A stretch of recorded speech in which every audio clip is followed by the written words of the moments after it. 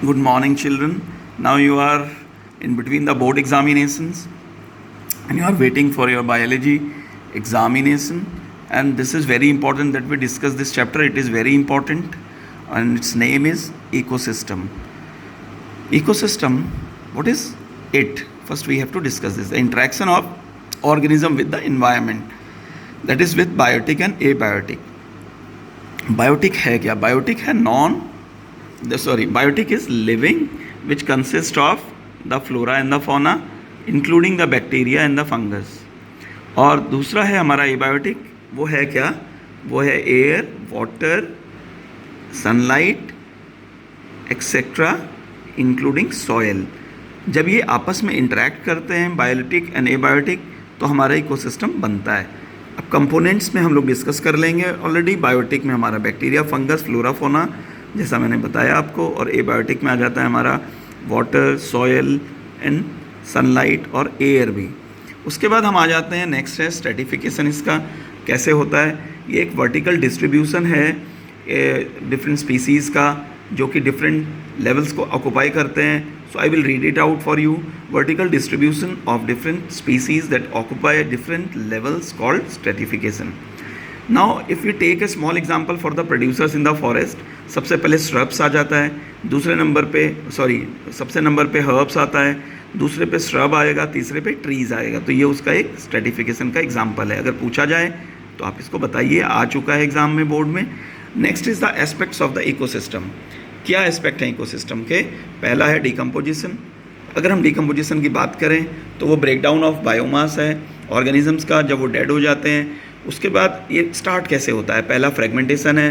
Earthworm, beetles etcetera, they actually physically tear up the organism, they eat it up and they convert it into the biomass, into the fecal matter which goes to the soil. उसके बाद हमारा जो है leaching है. Leaching में क्या है? जो भी हमारे इनऑर्गेनिक सब्सटेंसेस हैं जो बन गए हैं, जैसे NH4 प्लस, NO3 माइनस, ये सब सॉइल में नीचे की ओर चले जाते हैं. They go and move into the soil. उसके बाद आता है हमारा catabolism. Here the organic substances are broken down by bacteria and fungus into much smaller components. Now comes the humidification process. इसमें humus बनता है which is a amorphous reservoir of minerals and it is formed by slow decomposition of the biomass. ये forest में हमें दिखाई देता है grey colour का, ऊपर की ओर टॉप लेयर पे पाया जाता है. और पूरा जो हमारा डिकम्पोजिशन प्रोसेस है वो डिपेंड करता है aerobic bacteria, temperature and moisture पे. लास्ट में बच्चों है mineralization, where all the organic substances they are turned into the NO2 minus, NO3 minus, CO3 minus, and they are then accumulated in the soil and used by the plants for photosynthesis. Humus मैंने जैसे बताया, it is highly resistant to microbial activity and slow decomposition, और इस reservoir of nutrients है. Lignin, hair बहुत ही धीरे से डिकम्पोज होते हैं because they contain such type of substances. इसको आप ज़रूर याद रखिएगा. अब हम लोग आगे आ जाते हैं कि प्रोडक्टिविटी जो है दूसरा हमारा एस्पेक्ट है, कंपोनेंट है हमारा इकोसिस्टम का, जैसे दिखाई दे रहा है यहाँ पे, और एनर्जी फ्लोज के साथ में. तो प्रोडक्टिविटी है क्या? ये है हमारा बायोमास प्रोड्यूस बाय ऑर्गेनिज्म, और ये ड्राई बायोमास के रूप में हम लोग इसको यूज़ करते हैं. इसकी unit is gram per square. We can see here, और पर ईयर यहाँ पे आती है रेज टू पावर -2 ग्राम है. और उसके बाद KCl kilo calories raise to power -2 per metre per year. ये हम लोग इसका यूनिट है, ये ज़रूर याद रखिए, इंपॉर्टेंट है. और प्रोडक्टिविटी को हमने दो पार्ट्स में बांटा हुआ है. Primary productivity, that is for the producers और the biomass produce by the producers with the help of photosynthesis.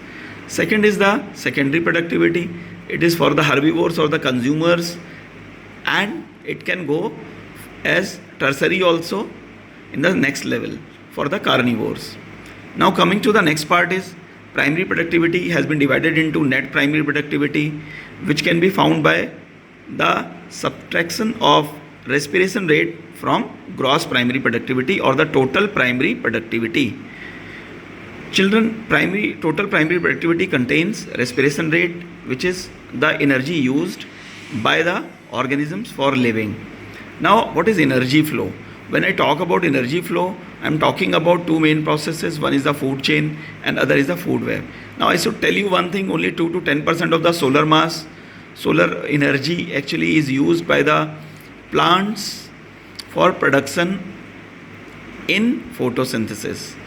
Now, the food chain is to eat and to be eaten, and the transfer of the energy and the biomass from one trophic level to the other trophic level. The first trophic level is the producer, second is the consumer, that is the primary consumer which are herbivores, third is the secondary consumer जिनको हम बोलते हैं carnivores, जिसमें tiger भी आ सकता है, उसमें आपका डॉग भी आ सकता है, इट डिपेंड करता है उसके स्टेप्स पे, उसके लेवल्स पे. और कंज्यूमर जो हमारे पहले हैं primary consumer, they have cow, they can have goat, they can have deer. तो हमारी 2, 3, 4 ऐसे हमने बांटी हुई हैं यहाँ पे फूड चेन, जिसमें GFC है जिसको हम बोलते हैं ग्रासलैंड फूड चेन, उसमें आ जाता है ग्रास, डेयर एंड टाइगर या lion.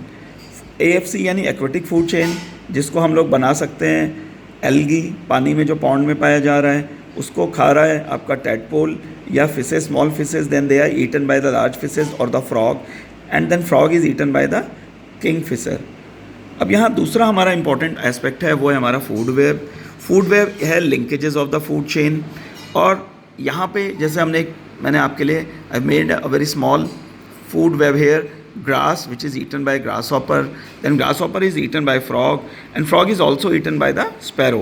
Now 2 food chains are actually joining here, the frog food chain and the sparrow food chain. Sparrow can be eaten by the snake. तो हम लोग इसको दिखा सकते हैं. अब हम frog को अभी मैंने जैसे बताया था, it can also be found in the aquatic food chain.